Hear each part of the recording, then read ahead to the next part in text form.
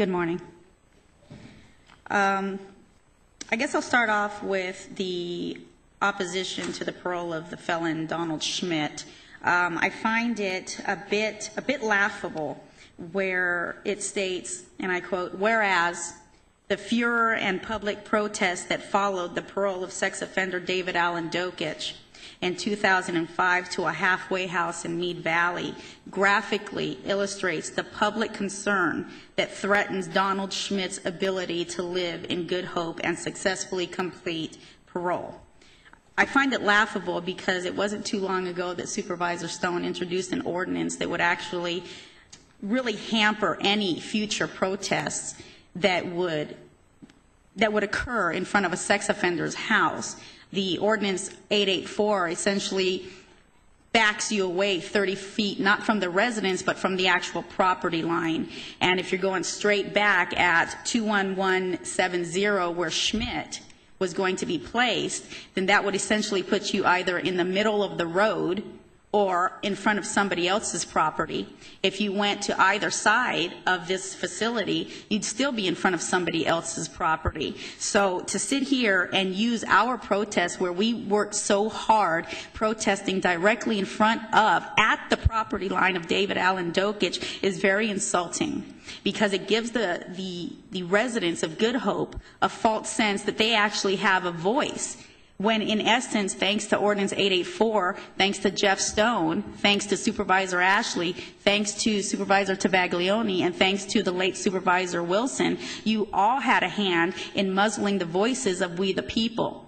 So last night you held a MAC meeting, Supervisor Ashley, where you didn't even mention to the residents of your district that they no longer had as strong a voice as we once had, like we did with David Allen Dokich. When I reached there at the end of the meeting, there was probably, about 3 minutes left, and the few people that I was able to grab the attention of and let them know about Ordinance 884 had absolutely no clue that to protest a targeted protest to a targeted residence, there were more prohibitions on that thanks to this board. So for you guys to sit here and use our protest, again, is very insulting. And you walked away from me last night when in front of a reporter from the NC Times, from the Californian, when I asked you, why didn't you let the public know that they no longer had as strong a voice as we once did? And you said, I'm not going to answer the question. And I asked you, are you just going to walk away? And you said yes. That's the type of leadership that we have here in Riverside County. Now, I'm not going to sit here and just knock the Spirit program, because I'm neutral on the subject. I think it's just a Band-Aid that is being put on a very large gaping wound. It gives the community a false sense of security because, as Julie Waltz explained, if you're not a registered sex offender, you could still be a sex offender but be deemed incompetent to stand trial. You're mentally ill. At this facility at 21170 Floral, I went there. I have pictures on my phone. I would have downloaded them, but my hard drive crashed, so I couldn't download it to my laptop. But I have pictures right here in my cell phone that shows that this facility that Mr. Sessa at the CDC told Ms. Waltz, oh, Schmitz is being dismissed to a secure facility. That's a lie. You know it's a lie because you went there.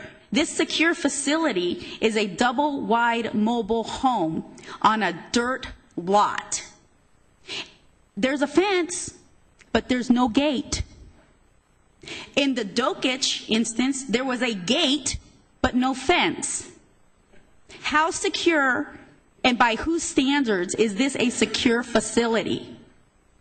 This is a moneymaker. The problem starts with the licensing of these facilities, and this moratorium is going to do nothing to take care of that problem. This, what was the name here of this facility that Schmidt was going to be released to? The Embassy of Israel Ministries Transitional Living Home. In 2008, they made a profit of $154,000. From our tax money, and they can't even afford a gate? Who's looking after these? Who's looking into these facilities? up at the CDC. I guarantee you that Mr. Sessa has never walked into that facility. I guarantee that there is an absolute lack of supervision of any of these facilities. The Dokich house, a gate with no fence. That house is already up for sale. It's up in escrow, so they're not there anymore. I walked into that house, and the partitions in those rooms, that is not up to code. The person who's buying that house is going to have to do a complete renovation. Some of you guys were in that house. You know what that house looks like. And you want to sit here and tell me that a sex offender program is going to make sure that this type of violation doesn't occur? It's not true. I'm not trying to knock it. I'm not trying to come up here every single time and be negative. But it is a Band-Aid being put on a gaping wound. Oh, well, he's 2,000 feet away from a school. That's true. That's true. But guess what? Every single one of those homes next to this home on Floral, because I went up there myself and I saw it with my own eyes, has children's toys. So who cares? He doesn't have to go 2,000 feet to a facility where there's kids, a daycare, an elementary school. He can go right next door. He can walk out the gateless fence. So I ask you, how do you know that these people are being what kind of supervision could be happening there? This is a place for 18 to 25-year-olds, and I assume that's because he's in the juvenile facility still. That's why he's being he was going to be placed there. You know, let's say he was placed there. What kind of stimulation would that type of place do for him? Nothing. It's a dirt lot.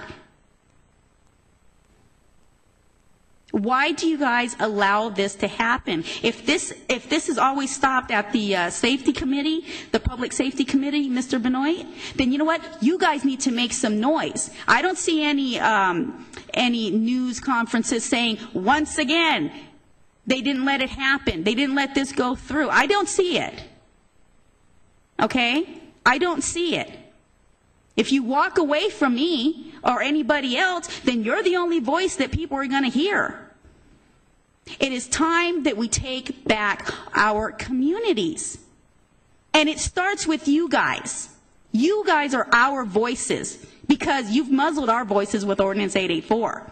There will never be a John and Ken protest the way you said so in the paper, Mr. Ashley. It can't happen. And your vote helped secure that. You have muzzled the voices of we, the people. By the way, your time is up. Please summarize. Thank you very much. Yeah, just a comment. Supervisor Buster, would you like to comment?